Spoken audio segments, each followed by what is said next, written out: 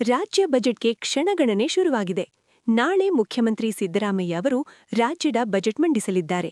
ಈ ಬೆನ್ನಲ್ಲೇ ಮಂಡ್ಯದಲ್ಲಿ ಪೌರಕಾರ್ಮಿಕರು ತಮ್ಮ ಹಕ್ಕುಗಳಿಗಾಗಿ ರಸ್ತೆಗಿಳಿದಿದ್ದಾರೆ. ನಮ್ಮ ಬೇಡಿಕೆ ಈಡೇರಿಸಿ, ಇಲ್ಲದಿದ್ದರೆ ಮುಂದಿನ ದಿನಗಳಲ್ಲಿ ತಕ್ಕ ಪಾಠ ಕಲಿಸುತ್ತೇವೆ ಎಂದು ಸರ್ಕಾರಕ್ಕೆ ಖಡಕ್ ಎಚ್ಚರಿಕೆ ನೀಡಿದ್ದಾರೆ. ಮಂಡ್ಯ ಜಿಲ್ಲಾ ಪೌರಕಾರ್ಮಿಕರ ಸಂಘದ ವತಿಯಿಂದ ನಗರದ ಜಿಲ್ಲಾಧಿಕಾರಿ ಕಚೇರಿ ಮುಂದೆ ಬೃಹತ್ ಪ್ರತಿಭಟನೆ ನಡೆಸಲಾಯಿತು. ನಗರದ ಸ್ವಚ್ಛತೆಗಾಗಿ ಹಗಲಿರುಳು ಶ್ರಮಿಸುವ ಪೌರಕಾರ್ಮಿಕರು ರಾಜ್ಯ ಸರ್ಕಾರದ ವಿರುದ್ಧ ಘೋಷಣೆಗಳನ್ನು ಕೂಗುವ ಮೂಲಕ ತಮ್ಮ ಆಕ್ರೋಶ ವ್ಯಕ್ತಪಡಿಸಿದರು.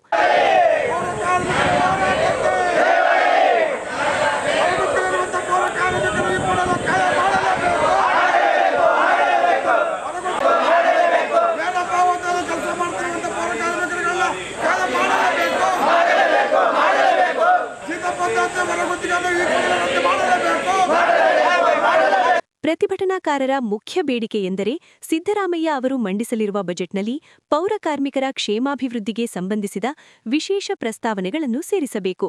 ಈ ಸರ್ಕಾರ ಗ್ಯಾರಂಟಿ ಯೋಜನೆಗಳನ್ನು ಘೋಷಣೆ ಮಾಡಿದೆ, ಆದರೆ ನಮ್ಮ ಮೂಲಭೂತ ಬೇಡಿಕೆಗಳನ್ನು ಮರೆತಿದೆ ಎಂದು ಕಾರ್ಮಿಕರು ಕಿಡಿಕಾರಿದರು.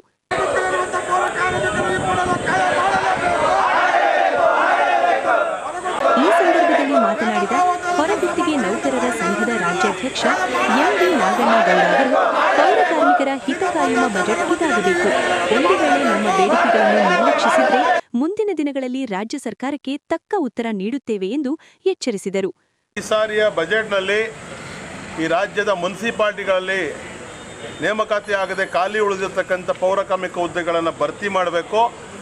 ಮತ್ತು ಏನು 18,000 ಚಿಲ್ಲರೆ ಹೊರಗುತ್ತಿಗೆ ನೌಕರರು, ಕಸರ ಲಾರಿ ಚಾಲಕರಿರ್ಬೋದು, ಆಟೋ ಚಾಲಕರಿರ್ಬೋದು, ನೀರುಗಂಟಿಗಳಿರ್ಬೋದು, loaders, cleaners, usually workers, gangman, sanitary supervisor, ನೆಲಭರ್ತಿ ಕಾರ್ಮಿಕರು, ಇವರೆಲ್ಲರನ್ನೂ ಕೂಡ ಗುತ್ತಿಗೆ ಪಾವತಿಯಿಂದ ಆಚೆ ತಂದು ನೇರ ಪಾವತಿಗೆ ಒಳಪಡಿಸ್ಬೇಕು. ಅವ್ರನ್ನ ಈಗಾಗಲೇ ನೇರ ಪಾವತಿ ಇರ್ತಕ್ಕಂಥ ಪೌರಕಾರ್ಮಿಕರನ್ನ ಕಾಯಂ ಮಾಡಬೇಕು ಅಂತೇಳಿ ಇವತ್ತು ಸರ್ಕಾರಕ್ಕೆ ಮನವಿಯನ್ನು ಕೊಟ್ಟಿದ್ದೀವಿ.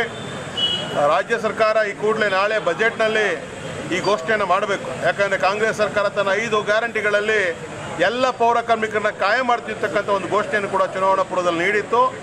ನುಡಿದಂತೆ ನಡೆದಿದ್ದೇವೆ ಅಂತೇಳಿ ಬೆನ್ನು ತಟ್ಕೊಳ್ತಕ್ಕಂಥ ಸಿದ್ದರಾಮಯ್ಯನವರು ಈ ಬಜೆಟ್ನಲ್ಲಿ ಕೂಡ ಎಲ್ಲ ಪೌರಕಾರ್ಮಿಕರನ್ನ ಸಂಪೂರ್ಣವಾಗಿ ಕಾಯಂ ಮಾಡ್ತಕ್ಕಂಥ ಘೋಷಣೆಯನ್ನು ಹೊರಡಿಸಬೇಕು. ಹಾಗಾಗಿ ಇವತ್ತು ನಾವು ಸರ್ಕಾರಕ್ಕೆ ಮನವಿಯನ್ನು ಕೊಟ್ಟಿದ್ದೀವಿ. ಸರ್ಕಾರ ಇದನ್ನು ಒಂದು ಸಕಾರಾತ್ಮಕವಾಗಿ ಪರಿಗಣಿಸಬೇಕು ಅಂತೇಳಿ ಆಗ್ರಹಿಸ್ತಿದ್ದೀವಿ. ಒಂದು ವೇಳೆ ಪರಿಗಣಿಸ್ತಿಲ್ಲ ಅಂತಂದರೆ ಏನು ನಮ್ಮ ಸರ್ಕಾರಕ್ಕೆ ಕೊಟ್ಟಿರ್ತಕ್ಕಂಥ ಬೆಂಬಲ ಇದೆಯೋ ನಿಜವಾಗ್ಲೂ ಕೂಡ ನಾವು ಮರುಪರಿಶೀಲಿಸಬೇಕಾಗುತ್ತೆ.